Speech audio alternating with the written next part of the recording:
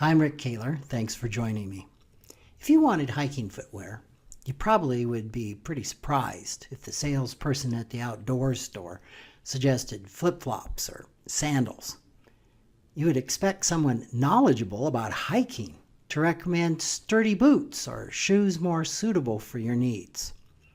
In the same way, if you consulted someone who sells financial products, you probably would expect them to recommend investments that are suitable for your needs.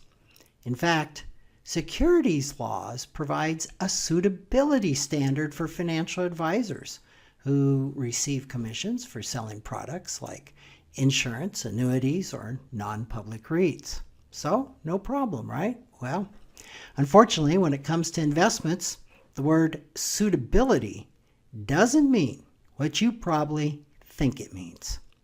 It requires only that the advisor is honest with you and that you are legally capable of evaluating and purchasing the product. And that legally capable or able to evaluate and purchase the product means you're over 18 and you meet some basic net worth requirements in some cases. That's it. It doesn't require that the product be good for you to own in terms of being the best for you or even appropriate for your needs. It has nothing to do with suitability. On the other hand, securities law requires advisors who charge fees for financial advice to be held to a fiduciary standard, which means they must be impartial, unbiased, and work as an advocate for clients. Assuming a financial representative is giving you fiduciary advice when, in fact, that person is really only required to provide suitable advice, could mean the difference between investment success or financial disaster. Now, I mean for that to sound dire and alarming, because it is. I would even dare to say that understanding the difference between fiduciary and suitable advice is more important than the investment itself. My alarmist opinion is supported by a recent article called The Real Cost of Suitability by financial planner and writer Bob Varies. To find out whether consumers are actually harmed by relying on suitable advice, he gathered stories from over 100 subscribers to his Inside Information newsletter, most of whom are fiduciaries. These examples are pretty heartbreaking. I'll give you a few of them.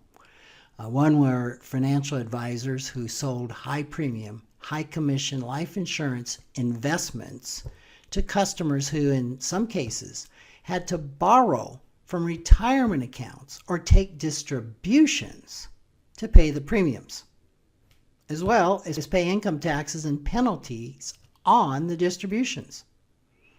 Another one, financial advisors who moved customers' conservatively invested retirements into high-fee annuities, promising guarantees of no losses and returns of 5% that under scrutiny proved fictitious and will never be realized.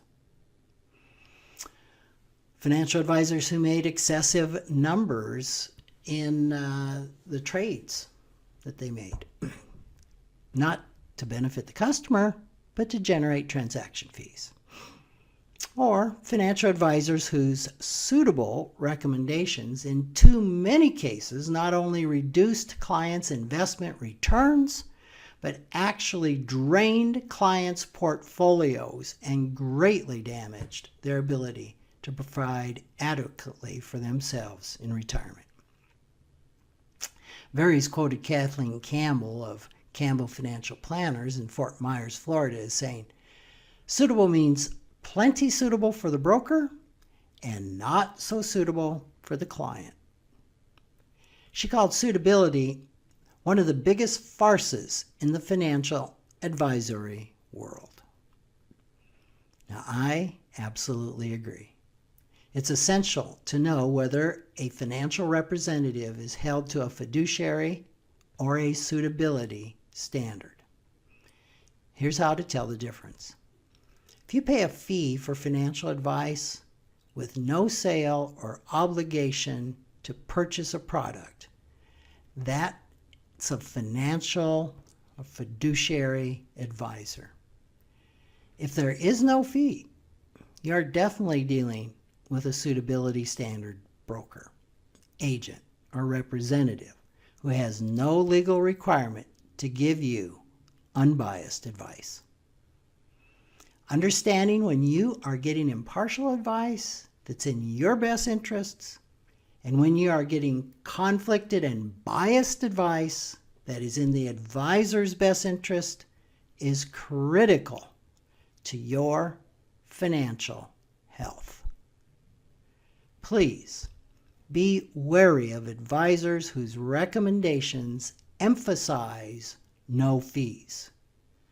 Their suitable advice may leave you in a perilous situation, one much worse than wandering through the wilderness in flip-flops instead of hiking shoes. Thanks for listening.